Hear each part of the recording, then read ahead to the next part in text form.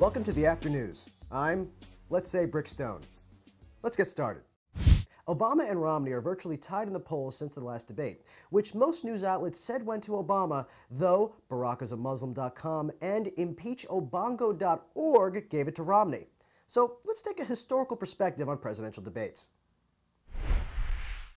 In 1858, Lincoln and Douglas had 7 debates at 6 hours each, where Lincoln said, among other things, "Of course I don't want them to vote or marry white people. I just don't think they should be slaves." That's what being a bleeding heart liberal sounded like in the 1850s. In 1960, Nixon and Kennedy had the first televised debate. Nixon famously decided not to wear makeup, but instead slathered his face with something called Lazy Shave, a cream designed to cover a man's 5 o'clock shadow, but under the hot TV lights, made it look like the skin was melting off his face. Compare that to John Kennedy, who was, in 1960, the handsomest man who ever lived. I mean, look at this guy. Now, granted, he may not be that handsome by today's standards, but this is Nixon at the same debate. And in 1960, that guy was a 7.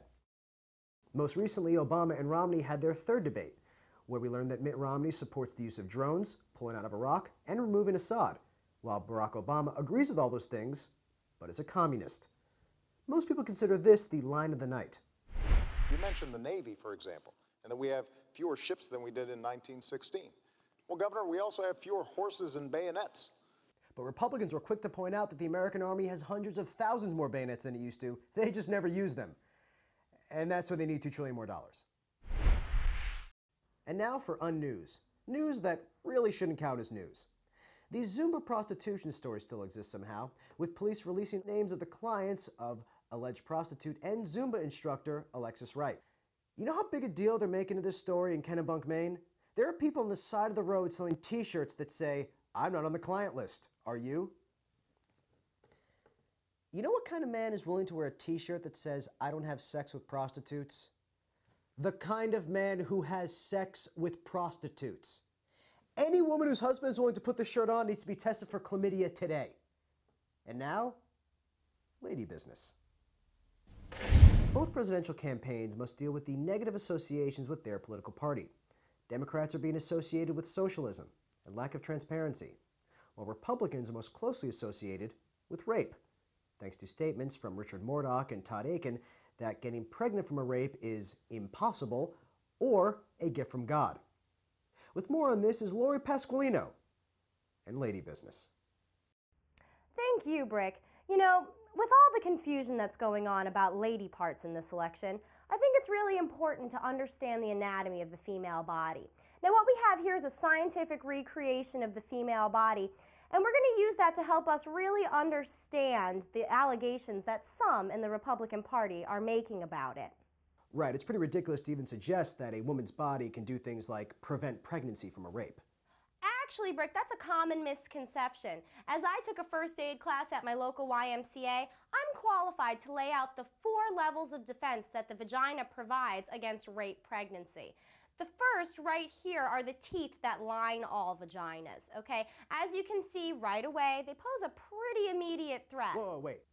So vaginas do have teeth?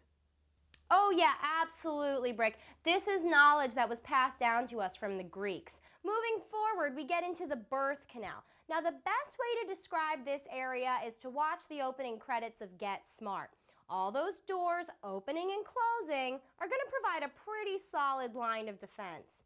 Next, we get into the general womb area. Now, Brick, this is where all the magic really starts to happen, okay? Say we get a really tricky rapist, and he's able to make it through both the teeth and the trap doors.